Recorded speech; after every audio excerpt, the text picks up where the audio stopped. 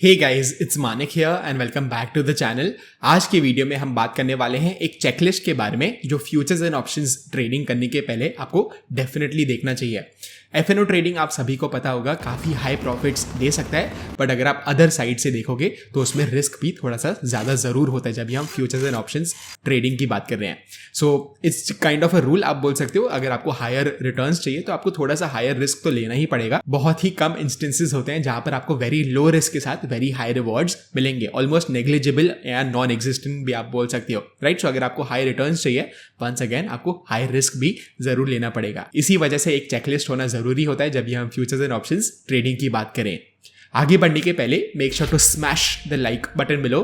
Also do not forget to subscribe to our channel as well. And चलिए इस video को शुरू करते हैं। So let's start with our checklist. And जो हमारा फर्स्ट पॉइंट है वो आपको ये देखना चाहिए कि इज द मार्केट ट्रेंडिंग और रेंजिंग। अभी इसका ट्रेंडिंग एंड रेंजिंग का मतलब क्या है, वेरी क्विकली हम डिस्कस कर लेते हैं। तो क्या एक बहुत ही अच्छे से अप ट्रेंड चल रहा है जहां पर मे बी निफ्टी आराम से 100 पॉइंट्स 200 पॉइंट्स का अप मूव दे रहा है, थोड़ा सा पुल बैक देके वापस से ऊपर जा रहा है, ऐसा कुछ मार्केट चल रहा है, या may be even downwards trending market चल रहा है या नहीं, ये आपको पता होना चाहिए। या तो एक ट्रेंडिंग मार्केट चल सकता है या तो एक साइडवेज मार्केट चल सकता है। सो आपको व्यू लेना बहुत ही इंपॉर्टेंट होता है कि क्या मार्केट ट्रेंड कर रहा है। तो आप क्या कर सकते हो, एक ट्रेंडिंग मार्केट में आप मे बी फ्यूचर्स में ट्रेडिंग कर सकते हो, यानी फ्यूचर्स को बाय कर सकते हो अगर एक अप ट्रेंड चल रहा है मार्केट में, ताकि आपको अप मूव से फायदा हो पाए, राइट। लाइकवाइज अगर आप ऑप्शंस की बात करो तो या तो आप कॉल ऑप्शंस बाय कर सकते हो अगर आपको लग रहा है कि बहुत अच्छे से एक फियर्स अप ट्रेंड आने वाली है।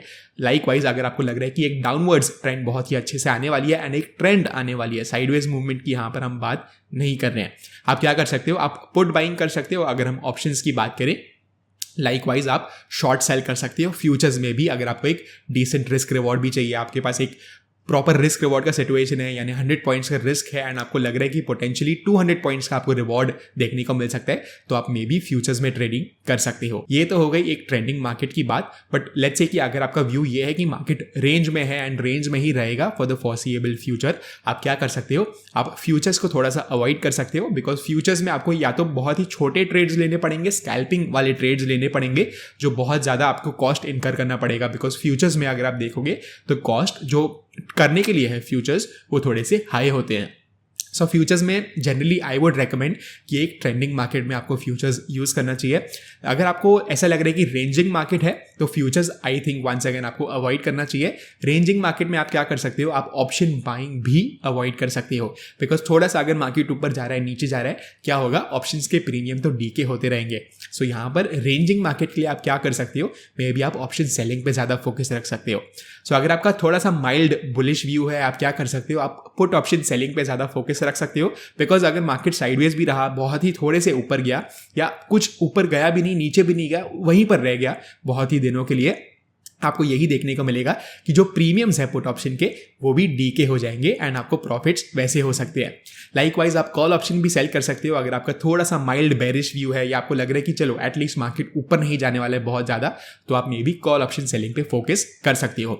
अगर आपको ऐसा लग रहा है कि एक पर्टिकुलर रेंज आपने जो डिफाइन की है मार्केट उसमें ही रहने वाला है, आप स्ट्रैंगल जैसे स्ट्रैटेजीज या स्ट्रैडल जैसे ऑप्शन स्ट्रैटेजीज पे फोकस कर सकते हो, जहां पर हम दोनों पुट ऑप्शन भी सेल करते हैं एंड कॉल ऑप्शन भी सेल करते हैं। तो इसको आप एक शॉर्ट स्ट्रैडल बोल सकते हो, शॉर्ट स्ट्रैंगल बोल सकते हो, जो भी आप स्ट्राइक प्राइसेस चूज कर रहे हो उसके हिसाब से। सेकंड पॉइंट की अगर मैं बात करूं तो आपको ये देखना चाहिए कि क्या मार्केट सपोर्ट या रेजिस्टेंस को अप्रोच कर रहा है, या आसपास कोई सपोर्ट या रेजिस्टेंस है क्या जो मेजरली मार्केट को इंपैक्ट कर सकती है।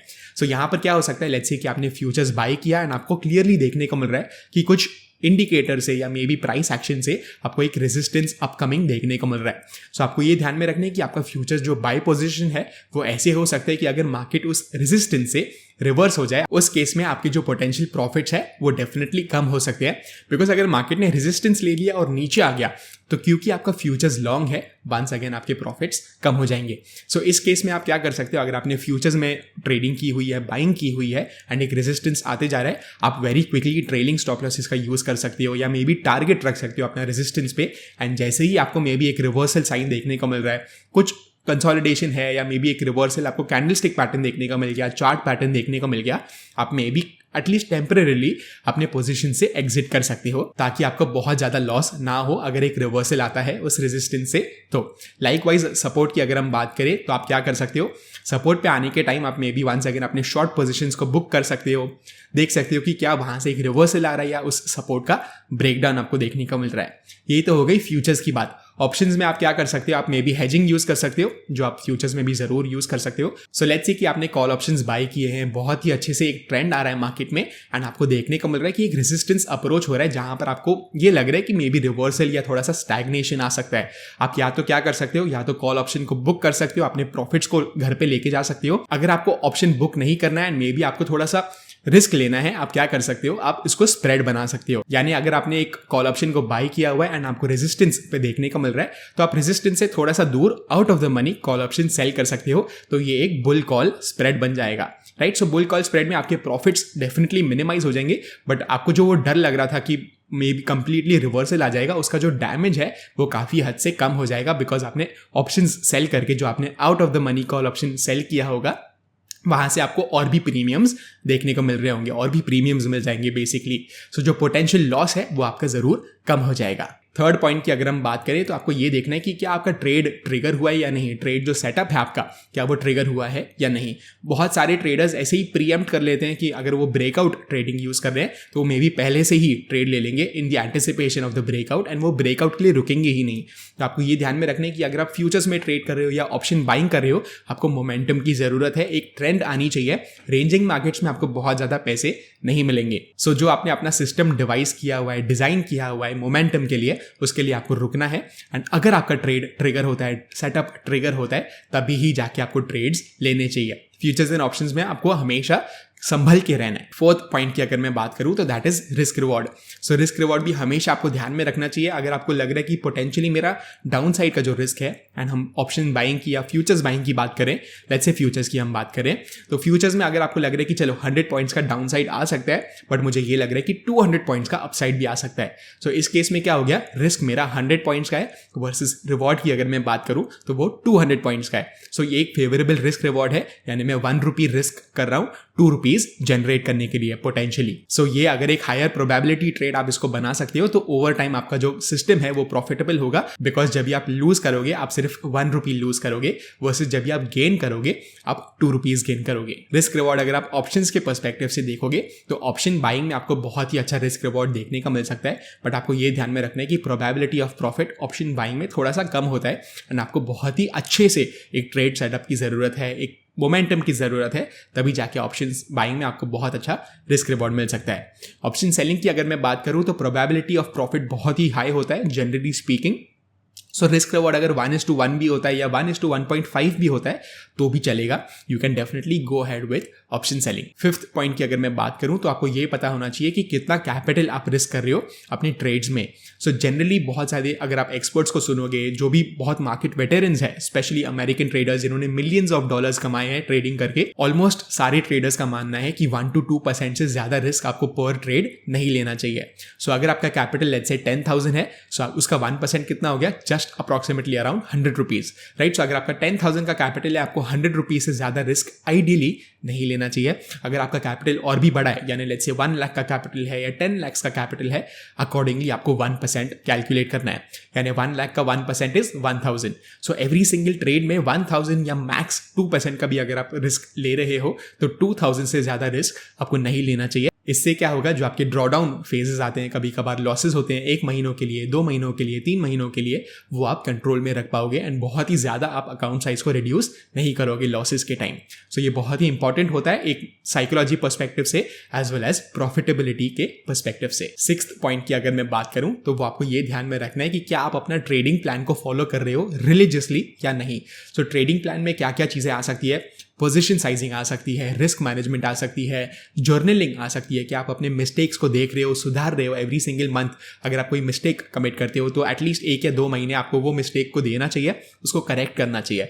इवेंचुअली क्या होंगे, आपकी जो मिस्टेक्स की फ्रीक्वेंसी है वो बहुत ही कम हो जाएंगे, जिससे आप ऑटोमेटिकली एक बेटर ट्रेडर बन जाओगे। जब भी हम वीकनेस की बात करते हैं, आपको अपने स्ट्रेंथ्स के बारे में भी पता होना चाहिए। तो कहाँ पर कौन से सेटअप्स में आप में ज़्यादा कॉन्फिडेंस आता है या मे बी ज़्यादा प्रोबेबिलिटी ऑफ प्रॉफिट आपको ओवर टाइम देखने को मिला है, वो भी चीज़ें आपको पता होनी चाहिए।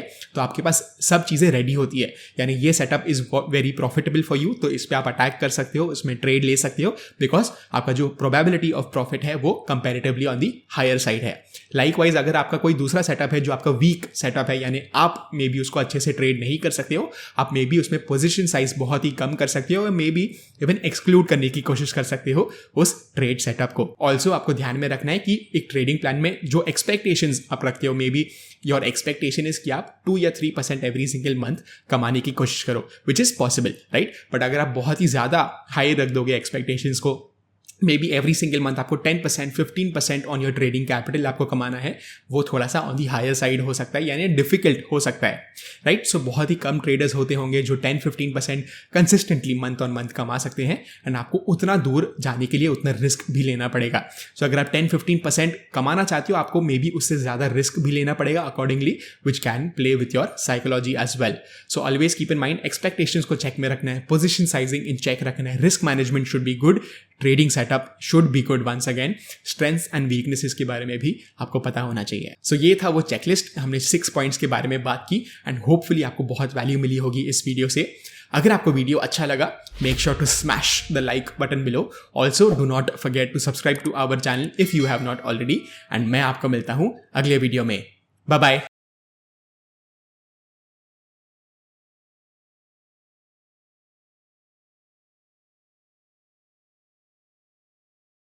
Investment in securities market are subject to market risks. Read all the related documents carefully before investing. Please read the risk disclosure documents carefully before investing in equity shares, derivatives, mutual fund, and or other instruments traded on the stock exchanges.